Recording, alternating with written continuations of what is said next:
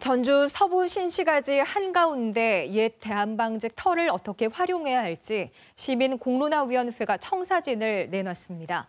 땅 소유주인 자관과 허가 권한이 있는 전주시가 어떤 입장을 취해야 할지 넘어야 할 산이 여전히 많습니다. 이종환 기자가 보도합니다. 도시 외곽 공장이었지만 이제는 신시가지 한가운데 자리하게 된 옛 대한방직터. 부동산 회사 자광은 이곳에 타워와 아파트, 복합 쇼핑몰 등을 짓는 대신 컨벤션 센터와 공원 등을 조성해 전주시에 기부하겠다는 사업 계획을 내놓았습니다. 하지만 2조 원 넘는 사업비 조달 능력에 의문이 제기되고 용도 변경 등 특혜 소지가 커 사업 계획은 반려됐습니다.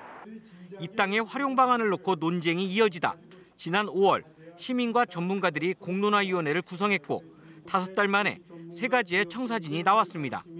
금융 IT 등 지식 기반 첨단 산업 중심 개발안과 백화점 호텔 컨벤션 센터 등 문화관광 상업 기능 중심 개발안, 생태공원과 문화복합 체육시설 등 공공기능 중심 개발안 3가지입니다. 세 청사진 모두 주거, 상업, 공공시설을 고르게 포함했지만 각각의 비중에 큰 차이가 있습니다. 정량적으로 뭘 결론을 내리는 건 위원회나 여기 공론화에 법적 권한이 없을 뿐더러 기본적인 이번 공론화의 사안 자체가 그렇게 가져갈 수 없었다는 겁니다. 그런데 정작 관건은 땅 주인인 자광과 사실상 사업 허가권을 쥐고 있는 전주시의 수용 여부입니다. 이미 자광이 큰 틀에서 사업 방향이 바뀐다면 받아들이기 어렵다고 선을 그었기 때문입니다.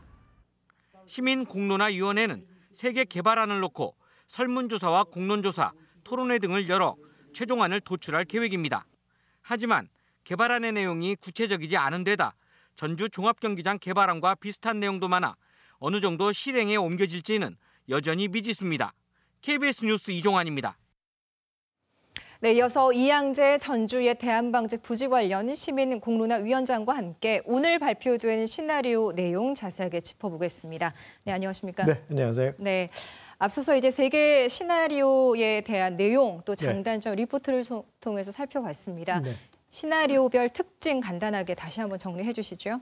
앞선 리포트 되었듯이 최종적으로 3개의 시나리오가 도출되었습니다. 그래서 시나리오 A는 충분한 미래 성장 동력과 일자리 창출 공간이라고 하는 미래상을 통해서 업무 및 첨단 산업 기능을 중심 기능으로 하는 공간 구상을 제시했고요. 또 시나리오 B는 전통과 미래가 공존하며 지역 상권과 상생하는 복합 문화 관광 공간 이렇게 미래상을 제시했습니다. 네. 그리고 이에 대해서 문화 관광 및 상업 기능 중심의 공간 구성이 필요하다고 했고 네. 시나리오 C는 사람과 자연이 공존하며 시민의 삶의 질이 여유롭게 조화되는 생태 공간 이렇게 해서 주로 대규모 생태 공원을 중심으로 포함한 공간 기능 중심으로 공공기능 이렇게 제시를 했습니다. 네. 네. 여러 가지 방안들을 많이 도출을 해서 이제 3가지가 나왔는데요. 산업 그리고 문화관광 마지막으로 생태 이렇게 그렇습니다. 구축이 되는 것 같습니다. 이런 구획별로 A, B, C 타입별로 쟁점거리도 있을 텐데요. 또 짚어주시죠. 시나리오 A는 용도 변경을 그렇게 필요로 하지 않습니다. 그래서 조금 용도 변경 없이 갈 수 있고 또 용도 변경을 최소화할 수 있는 방향이기도 합니다. 그렇기 때문에 특혜 시비가 조금 줄어들 수 있다. 네. 다만 그 기능 등을 볼 때 혁신도시 기능하고 좀 중복되는 측면이 있습니다. 네. 그다음에 시나리오 B는 이익 창출이 용이하고 그리고 관광도시로서의 위상 강화는 할 수 있다. 네, 그리고 다만 용도 변경에 전반적 용도 변경을 필요로 한다라고 하는 측면하고 그리고 지금 이제 진행되고 있는 공설 운동장의 개발 방향하고 또 중복될 수 있다라고 하는 것 그리고 시나리오 C는 시민의 삶의 질을 향상시킬 수 있다거나 생태공간 또 생태공간이기 때문에 지역 상권이라든지 교통 측면에서는 좀 용이합니다. 네. 그러나 이것을 실현하기 위해서는 토지 소유자 측이나 전주시에서의 어떤 적극적인 어떤 도움이 필요하다라고 하는 또 단점을 가지고 있습니다. 네. 어느 것 하나 결코 쉽지 않습니다. 그렇습니다. 보니까요. 그런데 이제 여러 가지 절차를 거쳐서 올 연말까지 한 달여 정도 남았는데 최종안을 그렇습니다. 선정하게 돼 있습니다. 네. 이제 이후에 절차가 어떻게 됩니까? 최종안이라고 할 수는 없고요. 지금 1,500명 전주 시민 1,500명에 대해서 이제 전화 조사를 합니다. 그 네. 목적은 120분을 모셔서 이 세 개의 시나리오에 대해서 시민 대표단 120분에 이 시나리오에 대해서 어떻게 생각하는가라고 하는 그러나 결코 어느 안이 가장 좋다 이거 결정을 하는 것은 아닙니다. 네. 어떤 성향을 저희들이 토론의 과정을 통해서 도출해 보겠다 하는 뜻입니다. 네.